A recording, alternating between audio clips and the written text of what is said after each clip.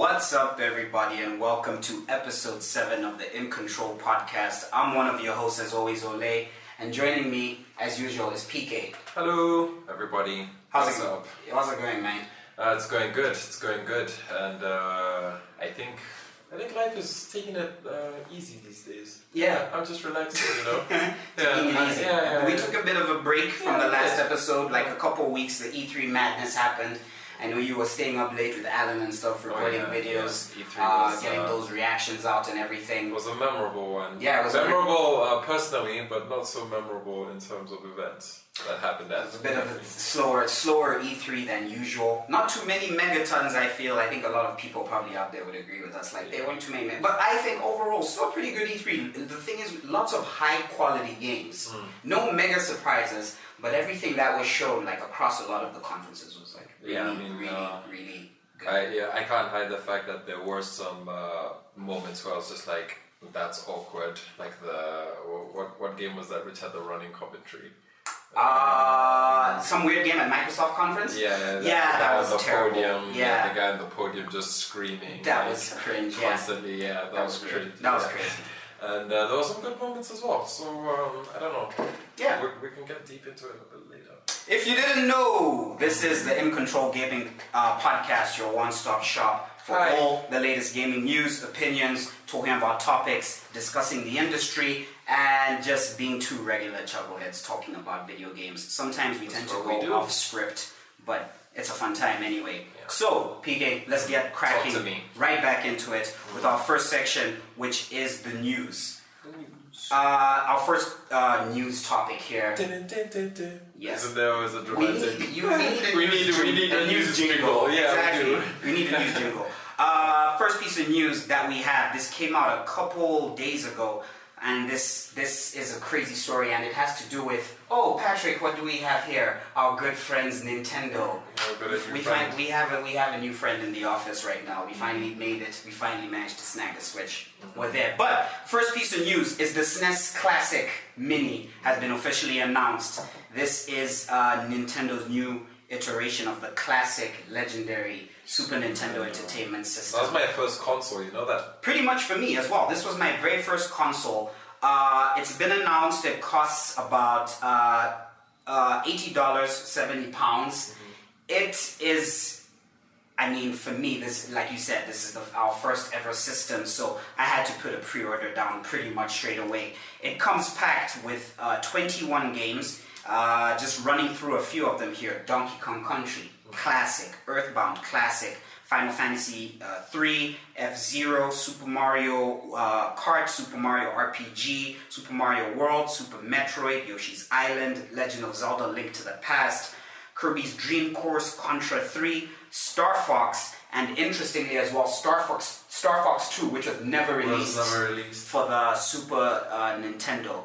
But they've gone back. They've put this game back together, basically redeveloped it over the last, I believe it's about a year and a half, and it's now being officially released to the world. So that's pretty crazy when you think about this is a game that was meant to come out for the SNES, got scrapped, and it was reimagined as Star Fox 64 for the Nintendo 64. You know what you sound like, Ole, right now? Nintendo, it feels like Nintendo is the developer. If you compare like Nintendo as a company to real life, it's like that father who neglected you. He knew completely about your childhood. No, listen, you sounded like, no, listen, when you're explaining to him, I was feeling your excitement. But I do know for a fact that Nintendo is the father that left you at age 7. Yes. And he's come back while you're 25. While you're 25 and he's like, do you remember the good old days? Pretty much, yeah. Do you remember the good old days? And I've even got something more for you, buddy. I got Star Fox 2. You're like, oh yeah. You're like vibrating. Yeah, pretty much. I hate Nintendo. Look, they know how to pull. But the thing is, with the SNES. That's my whole childhood. Exactly, it's your whole childhood. I didn't even mention Street Fighter Turbo 2. You see? Which is crazy. That's the first Street Fighter I played. But what did I say when the NES Classic Mini came out last year? Relationship. Listen, they're not my abandoned father. Nintendo, but What I was saying is, when you look at the SNES Classic, I mean, these 21 classic games, it is, at the end of the day, one of the most legendary systems of all time, if not the most legendary.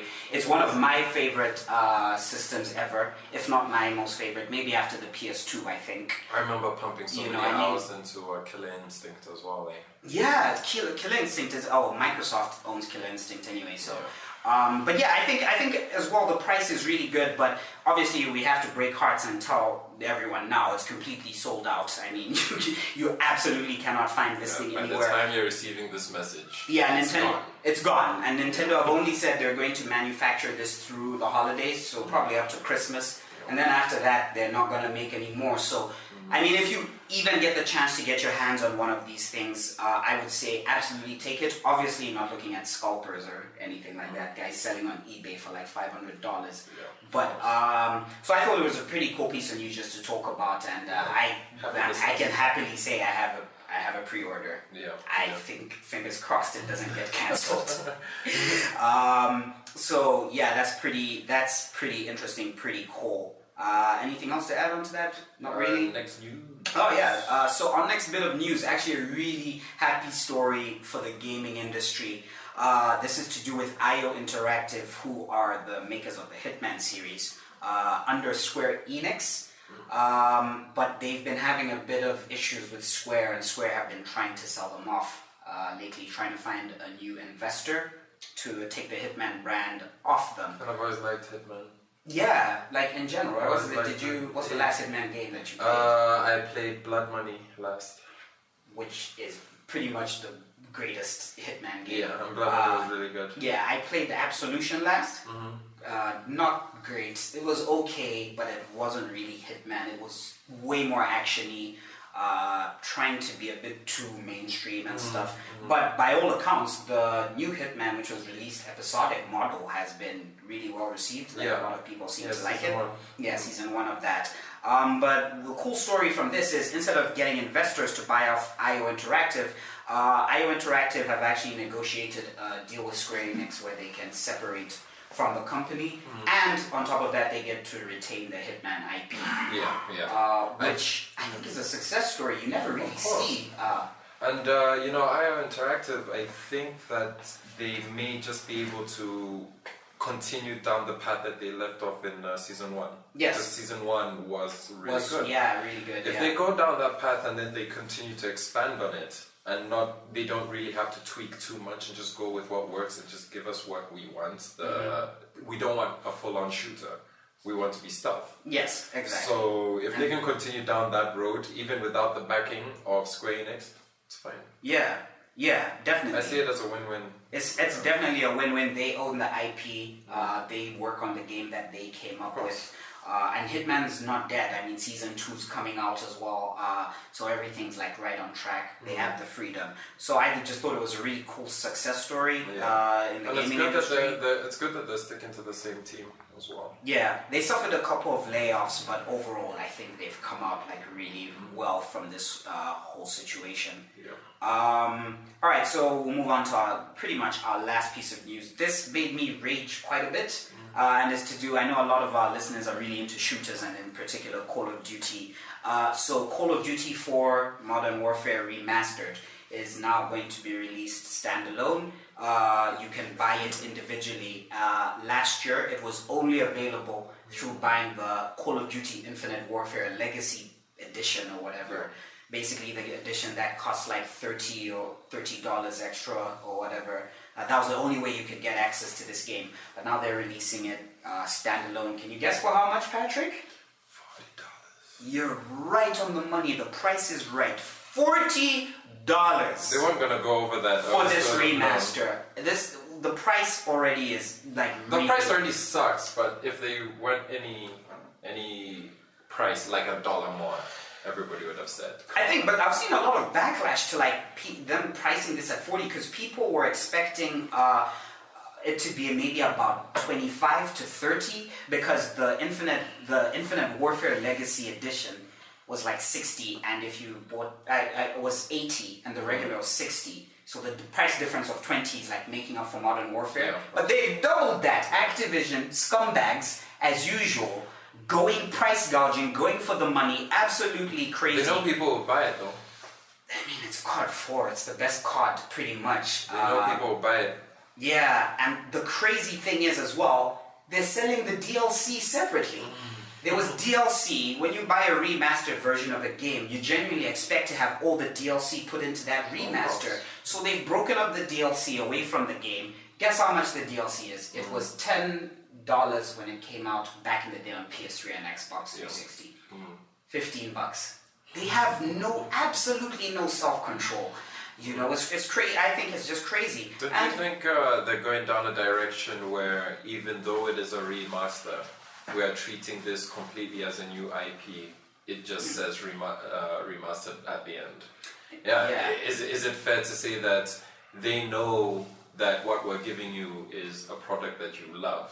Yeah, they know. Yeah, they know. They're just saying that, look, you're gonna get it anyway because this was your favorite. Here, have it. But have it at 40. But have it at 40, pay $15 extra for the DLC, and don't forget about these microtransactions, son. You want to get that neon-covered A40 or whatever, you got to spend money on loot crates as well. So what I think with this piece of news, I mean, I know people are really interested in shooters, and COD is like COD 4 Remastered is, I think, it's a fine game at the end of the day by all accounts. But the thing is, I feel like this is not the way a legendary sort of game and a revolutionary sort of game should be treated.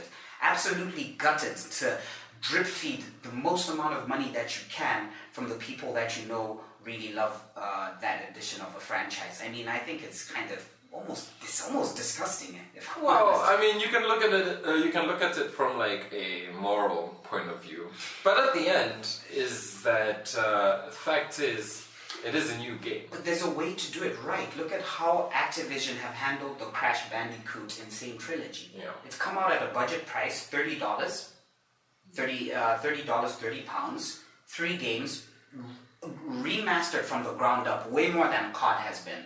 There's way more effort that went into the Crash Bandicoot remaster than this, and it's cheaper, you know. So I don't know. I think it's kind of horrible the way they've gone through this, and it's really put me off picking this up because I was really interested in grabbing this. So guys, buy Call of Duty for $40 remastered. Don't bother. Buy Titanfall 2 instead. DLC not included. Exactly. DLC not even money included. But anyway, I think that's gonna wrap it up from us for the news section. Thank you very much for watching that, and we're gonna move on to our next one.